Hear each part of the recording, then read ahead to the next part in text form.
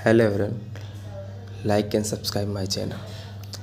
आज हम आपको एक चीज़ एक्सप्लेन करने वाले हैं कि casting of slab is in season is consider good.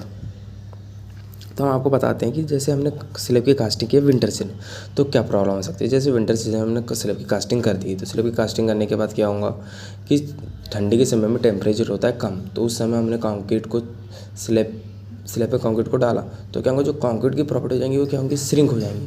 Concrete क्या हो जाएगा, श्रिंक हो जाएगा। और फिर जैसे ही गर्मी का सीजन आएगा तो कंक्रीट होगा फैलने की कोशिश करेगा। लेकिन जिस समय हमने उसकी कास्टिंग की थी उस समय क्या हो रहा है, कंक्रीट तो सिंक हो जाता है।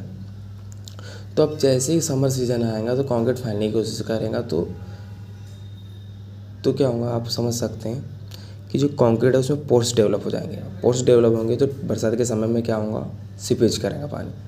इसलिए हम मानते हैं कि समर के सीज़न में अगर हमने स्लैब की कास्टिंग की है तो क्या होगा, कंक्रीट जितना फैलना था उतना फैल जाएगा।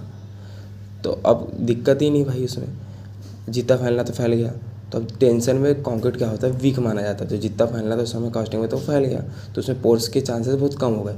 और ठंडी के दिन में जैसे वो कंप्रेशन में आएगा तो वैसे ही स्ट्रॉन्ग माना जाता है। तो आपको पता है कि इससे concrete strong in compression and weak in tension. इसलिए हम माना जाता है कि जैसे समर के सीजन में हमने स्लैब की कास्टिंग की है कि हमने कंक्रीट को स्प्रेड किया, वहाँ फैला है, तो जितना फैलना था उतना फैल गया, तो उसमें पोर्स के चांसेस बहुत कम हो गए।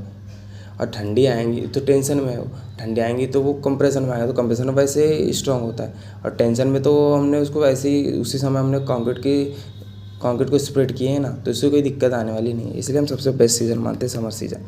लेकिन बहुत सारे एडमिक्चर होते हैं मार्केट में, जैसे विंटर सीज़न में भी हम प्रिवेंट कर सकते हैं। और थैंक यू फॉर वॉचिंग।